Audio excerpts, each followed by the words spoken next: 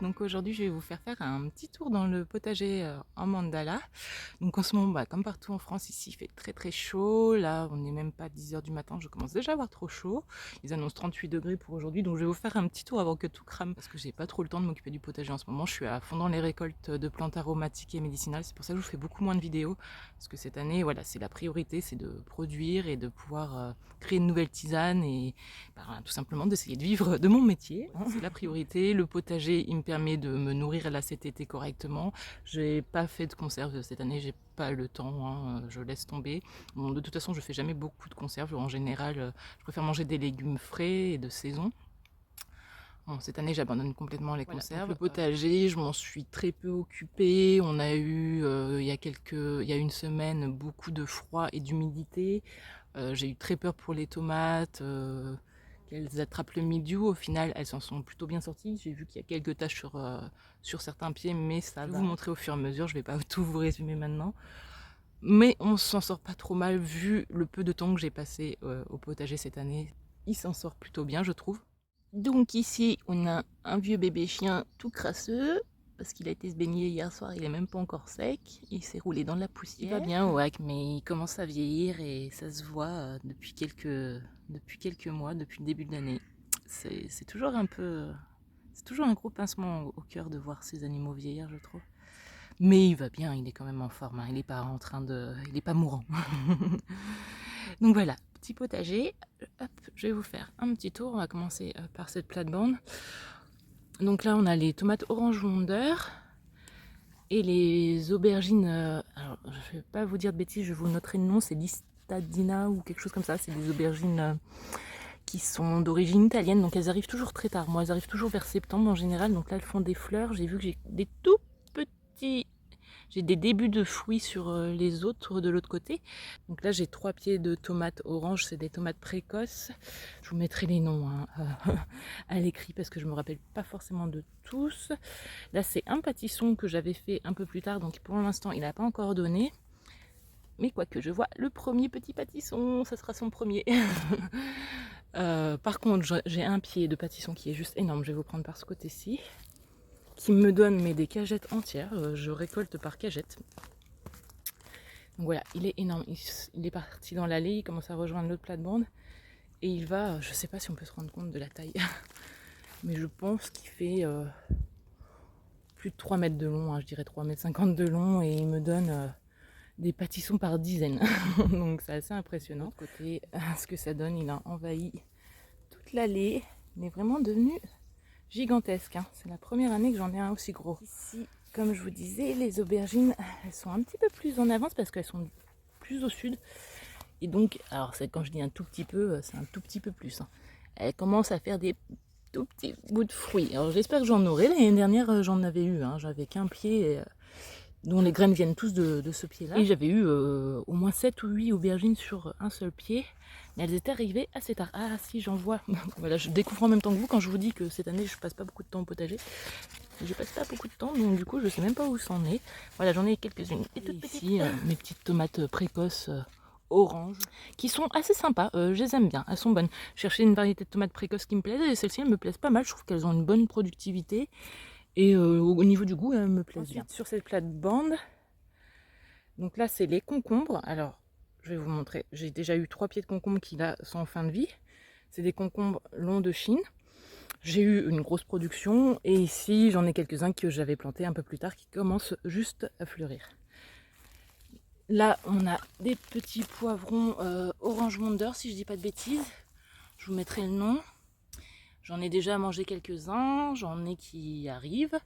Là, ce sont des tomates roses. Pareil, ça produit bien. Après, c'est des variétés que je fais tous les ans, ça, les tomates roses comme ça. Donc voilà, vous voyez, là, il est quand même déjà malade. Alors qu'il m'a pas encore donné de fruits. J'espère que j'aurai encore quelques concombres. Moi, j'adore ça.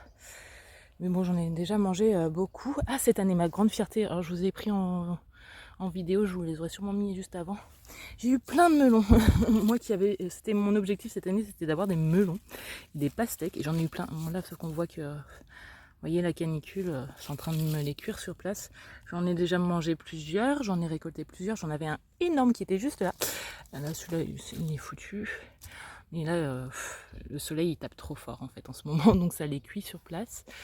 Mais j'en ai eu pas mal, franchement je suis très contente. Ceux-là ils sont pas énormes, mais ils ont des bonnes tailles quand même. Et alors je sais pas si c'est d'avoir changé de variété ou si c'est le climat qui a fait que ça a fonctionné cette année. Mais vraiment je suis super contente. En plus sur cette plate-bande j'en avais fait l'année dernière qui n'avait pas vraiment fonctionné. Donc soit c'est la variété, soit c'est le climat, mais il y a quelque chose. Donc voilà, ici il y avait des concombres longines. J'en ai eu plein, il en reste encore que j'ai pas récolté. Là, ceux-là c'est les derniers tout rabougris. Bon, ils resteront là sur place. Mais voilà, là il est en fin de vie, les pieds sont en fin de vie. Donc ici, je ne sais pas ce que c'est. C'était censé être des tomates roses, mais en fait ça fait des petites grappes comme des tomates cerises, mais assez grosses. Je sais pas d'où il sort ce pied. Mais il y a eu des surprises cette année au potager. Sur cette plate-bande, tout le long, j'ai mis des betteraves. Et ici, ce sont les tomates ananas. Vous voyez les feuilles, il y a eu un petit peu de mildiou qui commençait à arriver. Moi, je touche rien, je laisse faire. De toute façon, là, des tomates, j'en mange des kilos et des kilos tous les jours.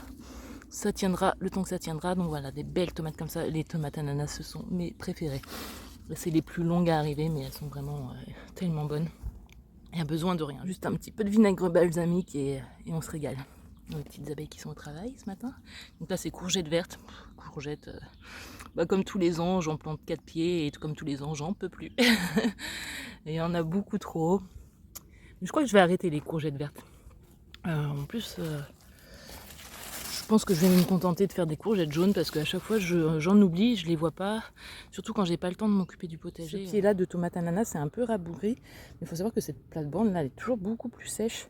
Vu que j'ai des arbres juste à côté, des grands arbres, des grands sapins, un grand cerisier. Et je pense qu'ils pompent beaucoup d'eau. Tout ce qui est là aussi, ça pousse avec difficulté. Et ils sont plus longtemps à l'ombre.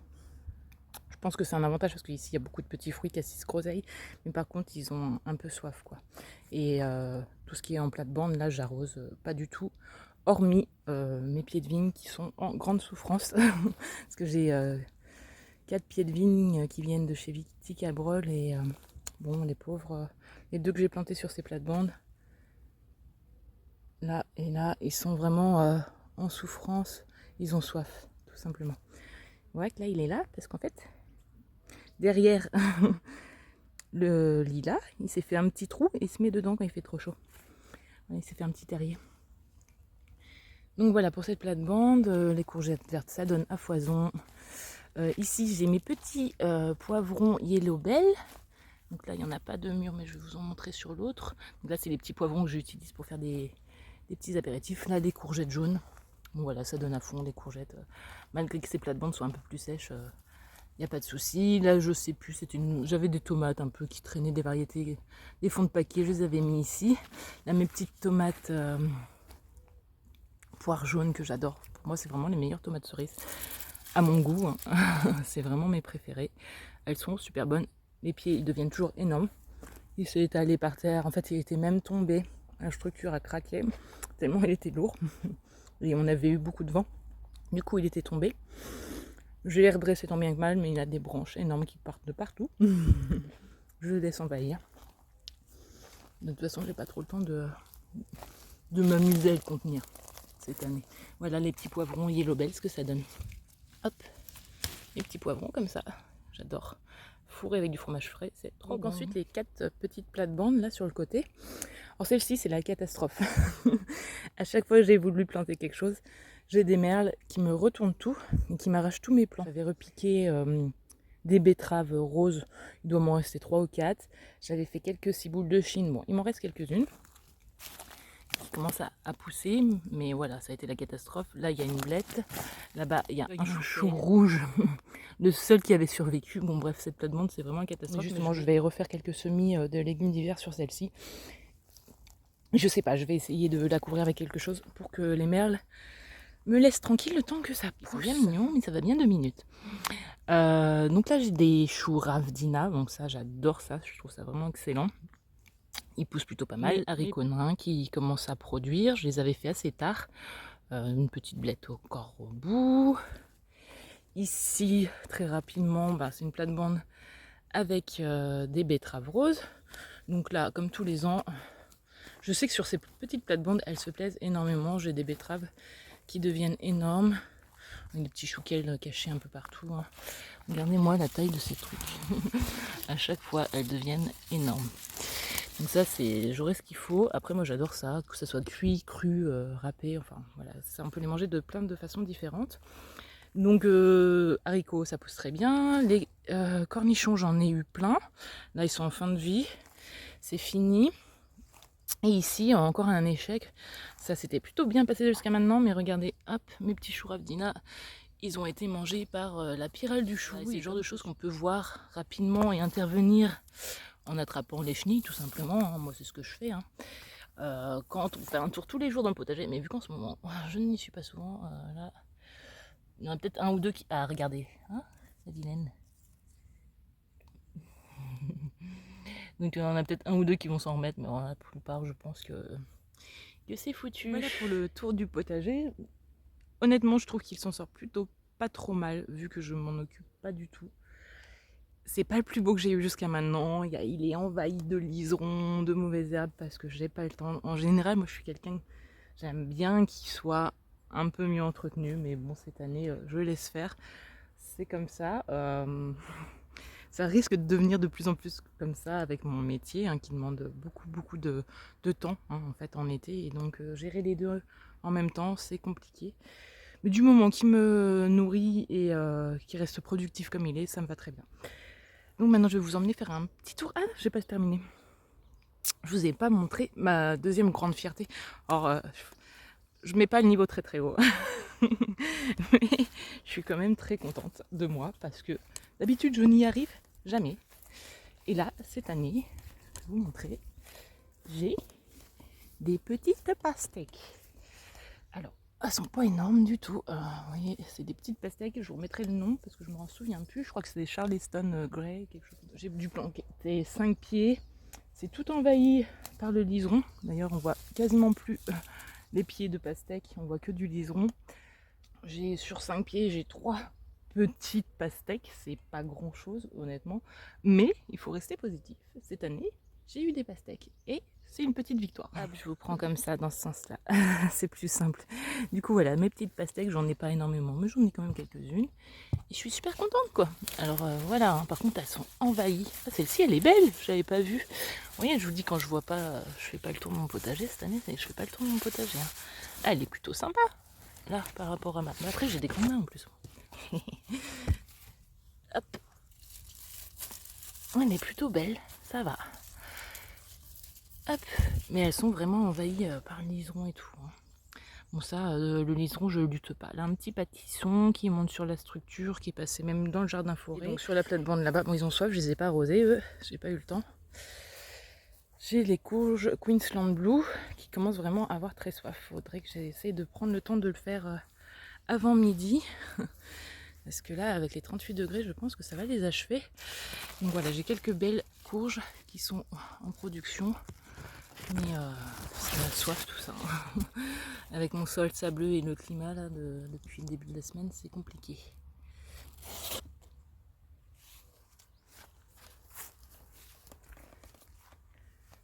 Mais voilà, pour cet hiver, normalement j'aurai des courges, des betteraves. Je vais faire quelques choux raves et sûrement encore quelques autres légumes qui viendront par la suite que je vais semer cette semaine, malgré la chaleur. Ils annoncent un peu de pluie en fin de semaine, donc je voudrais en profiter pour semer. Donc ensuite, un tour au jardin forêt. Honnêtement, je suis très contente du résultat, vu que je m'en occupe pareil que le potager très peu, voire pas du tout. J'ai quand même arrosé 2 fois, je crois, tous les petits arbres que j'ai plantés. Par précaution, parce qu'ils ne souffraient pas, mais voilà, c'est leur première année. Je pense qu'une petite arrosoir par mois, ça leur fait pas de mal. Donc là, c'est une courge qui s'est ressemée toute seule. Je pense que c'est encore un hybride, hein, parce qu'on dirait un peu une bleue de Hongrie, mais je trouve qu'elle ressemble aussi un peu à une Queensland Blue. Parce que les bleus de Hongrie, c'est pas vraiment comme ça, en fait. Donc on verra. Mais elle est marrante, celle-ci. En plus, elle s'est emprisonnée elle-même entre le grillage et elle s'est entortillée. Donc ici, ça pousse très bien. Donc j'ai mes arbres fruitiers, je vous refais pas tout, mais j'ai des poiriers et des pommiers le long. Voilà, que je vais conduire en espalier plus tard pour gagner de l'espace. Il y a un autre poirier qui est tout au fond, qui sera lui aussi conduit en espalier le long de la clôture. Là, toutes les grandes tiges que vous voyez, ce sont des topinambours qui ont très bien poussé. C'est la première année que j'en fais. Elles se plaisent très bien sur mon terrain. Je suis très contente. Les tournesols qui sont devenus juste énormes. Donc voilà, ça fera un peu de biomasse. Et puis moi je laisse les graines de tournesol pour les oiseaux, je m'amuse pas à les récolter. Donc vous voyez bien que dans le jardin forêt, là j'avais mis des courges un peu partout, elles ont tout envahi et c'est super. Elles protègent le sol un petit peu et surtout elles protègent les arbres fruitiers. Je trouve qu'ils se débrouillent vraiment très bien pour une première année, alors qu'il ne pleut pas beaucoup ici. On a eu beaucoup de petites averses, mais pas suffisantes pour arroser. Donc là cette année je trouve qu'ils se sont super bien débrouillés, je les ai arrosés que 2 fois. À part 2 arbustes et mon plant de kiwi qui ont souffert, les autres se débrouillent vraiment très bien. Je suis contente. Pour une première année, ça se passe plutôt bien. Ici, il y avait mon abricotier qui se plaît bien. En fait, il est caché par les topinambours et par les courges qui le protégeaient au pied, même si elles commencent à souffrir un petit peu, les courges en ce moment. Ici, j'ai un pêcher qui est, je trouve, très beau. Pour sa première année, il s'est bien développé. C'est plutôt sympa, il a des très belles feuilles, il n'est pas du tout malade, c'est génial. Derrière, j'ai une vigne, Robusta Ribé Catarina, qui se développe doucement mais sûrement, que je vais faire grimper tout le long de la clôture. Ici, à côté du pêcher, là, c'est un pied de poire melon. Si vous vous souvenez, j'en avais semé des poires melons. Donc c'est un fruit de la même famille que les tomates. Je ne sais pas si j'aurai des fruits, mais en tout cas, il commence à me faire enfin des fleurs. Celui-ci, il s'est bien plu à côté du petit pêcher. Mais j'en ai d'autres que j'ai juste perdus parce qu'ils sont ensevelis par la végétation. Tout là-bas, au fond, les feuilles que vous voyez, c'est une sauge ananas. Je l'ai mise ici en espérant qu'elle puisse survivre l'hiver. Mais c'est une plante que j'ai mise dans ce petit coin parce que j'espère qu'elle sera un peu protégée du gel avec le petit muret. Enfin bon, on verra ce que ça donnera. Là, il y a des pieds de tabac que j'ai mis ici parce que je ne savais pas où les mettre, qui me font des très jolies fleurs. Au milieu de tout ça, voilà, il y a des courges un peu partout. Là, c'est des bleus de Hongrie. Et voilà, je pense que quand les pieds de courge vont mourir cet automne, je vais faire plein de découvertes. Parce qu'on voit plus grand chose dans tout ce fouillis. Ici, c'est un prunier Madame Bonnard. C'est un des arbres qui souffre un petit peu, tout simplement parce qu'il est trop près des sureaux, je pense. Voilà, donc il a un peu soif. Alors je l'arrose, je prends un peu plus soin de lui. J'essaye de l'arroser une fois de temps en temps. Il y a toujours un petit pied de poire melon. Vous voyez, c'est vraiment tout enchevêtré. Et là, nous avons les crônes du Japon qui ont tout envahi. Toutes ces plantes-là, ce sont des crônes du Japon. Donc c'est un rhizome blanc qui est très bon. Tous les ans, j'en laisserai quelques-uns en terre et ça fera comme les topinambours. Je pourrai en récolter tous les ans. Là, nous avons des myrtillers qui poussent dans des sols non acides. Donc là, c'est le myrtillier, que je vous dise pas beau de bêtises parce qu'on m'a demandé, j'ai toujours pas répondu à ce commentaire qui date d'au moins 2 mois. C'est un myrtille Elisabeth, celui-ci. Vous voyez, eux aussi je les surveille. Alors je sais pas, je pense que c'est dû à ce sureau qui pompe beaucoup trop d'eau. Mais ils ont très soif, donc je suis obligée de les arroser. Mais ce qui est curieux, c'est que le framboisier Glencoe, là, lui, se débrouille très bien sans que je l'arrose. Mais les myrtillers, j'essaye de les arroser au moins une fois par semaine. Parce que regardez, celui-ci... je sais même pas si ça en remettra. Il a encore un petit peu de vert sur les tiges, mais c'est le début de la fin en fait. Je sais pas ce qui lui plaît pas. C'est le myrtiller Reka, je sais pas ce qui lui plaît pas, mais je pense que il a juste trop soif. Il est en train de mourir. Voilà, c'est vraiment la jungle. Là, c'est mon grenadier qui est ici. Hop. Et ça va, j'ai eu peur un petit... Il y a eu un moment où j'ai eu peur, j'ai cru qu'il pousserait pas parce qu'il n'était pas très beau même quand je l'ai eu. Et finalement ça va, il a bien poussé, il se débrouille bien. Une grosse courge violina énorme qu'on voit ici. Vraiment elles sont énormes celles-ci. Non, je vais pas mourir de faim au niveau des courges, mais ça c'est pas un problème, j'adore ça. Je peux en manger à tous les repas. J'avais semé des physalis. Et là, regardez la taille des fruits. Je ne sais plus la variété, je vous le noterai. Ils sont énormes. Je ne sais pas s'ils vont être bons par contre. Je sais pas. Je trouve qu'ils sont vraiment énormes. Dans mes souvenirs d'enfance, j'avais des physalis, mais c'était des petits oranges. Là, c'était des gros jaunes. J'espère qu'ils seront bons. Au pied des arbres fruitiers, si vous vous souvenez, j'avais planté aussi des rhubardes. Donc il y en a quelques-unes qui s'en sont sorties. Et j'en ai aussi perdu pas mal, je crois. Mais bon, du moment où j'ai 3-4 pieds, ça me suffit. Là, c'est encore un pêcher. Lui, Je pense que le fait qu'il soit pas enseveli comme ça dans la végétation comme les autres, il souffre un petit peu plus, je trouve. Mais ça va encore, hein. Alors que ce brugnon qui est là enseveli dans ma petite friche, il se porte plutôt très très bien. J'ai mon noisetier qui pousse super bien et vous voyez il y a des courges qui poussent partout, qui se sont ressemées, qui se promènent. Ici un framboisier, c'est le framboisier Fall Gold. Et là, une autre de mes plantations qui n'a pas bien fonctionné, c'est mon kiwi qui était très bien parti et qui a besoin que je l'arrose en fait. Voilà, il avait perdu toutes ses feuilles, mais c'est bon, il est quand même reparti. Donc un kiwi solissimo, je pense qu'il faudrait que je l'arrose. Après les kiwis, ça demande beaucoup d'eau. Je l'ai mis à la mi-ombre dans l'endroit que je trouvais le plus humide, mais c'est pas assez pour lui encore. Donc je verrai sur le long terme s'il survit, parce que s'il faut que je l'arrose pendant 10 ans, 20 ans, 30 ans, c'est hors de question. Je le laisserai mourir au bout d'un moment. Ouais, je veux bien l'arroser les 2-3 premières années, mais il faudra qu'il apprenne à se débrouiller tout seul. Le but du jeu, c'est qu'il recouvre toute la clôture tout le long dans le futur, en espérant qu'il y arrive. Et pour finir, je vous montre quand même mon petit figuier. Pour ceux qui se rappellent la vidéo où je plantais mes arbres fruitiers, je l'avais déplanté, ça faisait des années qu'il végétait. Il me faisait une feuille ou deux, pas plus, et qu'il mourait tous les étés, tous les hivers, et il repartait. Et ben je l'avais changé de place, j'ai mis au pied du composteur. Honnêtement, il n'a jamais été aussi beau. Il n'est pas extraordinaire, il doit faire 10 cm de haut, mais il n'a jamais été aussi beau. Donc je pense que l'année prochaine, il va reprendre encore du poil de la bête. Et je pense que j'ai bien eu raison de le mettre ici. Je l'ai mis à côté du petit poulailler et du composteur, à l'abri du gel. Il est à la mi-ombre tant qu'il est jeune, et après il pourra recouvrir tout ce petit poulailler qui n'est pas très très joli et faire une petite canopée au-dessus pour que mes futures poules soient protégées du soleil. Donc voilà pour le petit tour du jardin forêt et du potager, très rapide, filmé un peu rapidement, hein. Mais comme je vous dis, il fait très chaud et avec cette chaleur, tout est plus difficile quand même.